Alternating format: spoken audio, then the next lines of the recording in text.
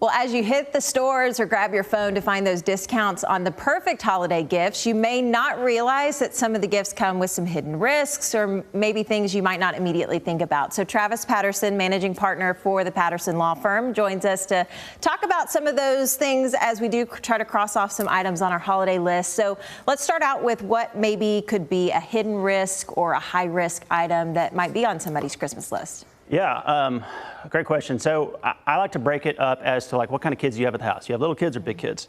I kind of have a blend of both. We have a lot of kids. But if you have little kids, I always remind parents, watch out for those little small pieces, small parts, choking hazards, things like that. Things we've been warning parents about forever. Of course. Especially things that can cause chemical reactions inside the body, magnets, batteries, things like that. Water beads, my daughter loves water beads, but if a kid swallows water beads, those things can expand. So big problems. Yeah. What I see as a personal injury lawyer, though, my specialty is the e-bikes and the e-scooters. We're seeing those drastically rise in popularity, and they're causing lots of problems on the road. So if parents are thinking about buying something like that, there's a lot they need to look out for. When we talk about, the injuries associated with them, we've seen the rise in popularity, but as you've seen from the Consumer Product Safety Commission, the injuries have grown over the years too. Yeah, and we're seeing this all across the country. 2024, there was a huge spike. 2025, those national statistics aren't out yet, but we're already seeing reports of just tripling, In 2025, Penn State Children's Hospital, for example, has treated 3 times more ER visits than in the previous 3 years combined. And that's not just at Penn State. Cook Children's in September reported that they're seeing a huge spike in these cases as well. So wherever you are, check with your local pediatric hospital. Don't just take my word for it. Ask them what they're seeing, and I guarantee you that they're going to see this huge spike as well.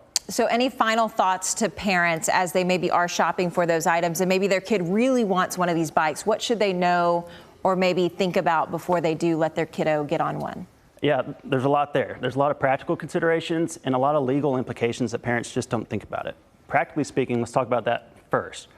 Does your kid really understand and appreciate the rules of the road? We're talking about 12-year-olds flying around on e-bikes. Chances are they don't. Do they know what side of the road to be on? Do they know what to do at stop signs? How long to stop at stop signs? That's just the basics. Then I talk about defensive driving, right? When I talk to high school students all across the state about distracted driving now, I talk to them about how you have to maintain this hyper state of vigilance all the time because there's so many people driving, as you know, on our roads distracted all the time. In the morning, on the way to school, on the way to work. Yeah, adults, kiddos like. Yeah, so e-bike drivers need to be especially appreciative of those dangers. They need to know, what do I do if that person coming to this intersection is looking down at their phone? If they don't stop, what do I do? Where's my out? Or if this person drifts into my lane. Yeah. So is your kid really ready for that kind of stuff? And then legally, you need to think about that as well. Auto insurance does not cover e-bikes. This stuff is too dangerous for their normal auto carriers to cover. So there's exclusions for e-bikes, both for liability and for underinsured motorist coverage. And I don't want to get too technical here, but basically, if your kid causes an injury, whether it's to another kid on the back of the e-bike or a kid in the neighborhood, for example, your personal assets will be at stake. Your liability coverage for your auto policy will exclude this, as will your homeowner's insurance. Or if your kid gets hurt because some distracted driver hurts your kid, God forbid, your underinsured motorist coverage policy on your car isn't going to cover this.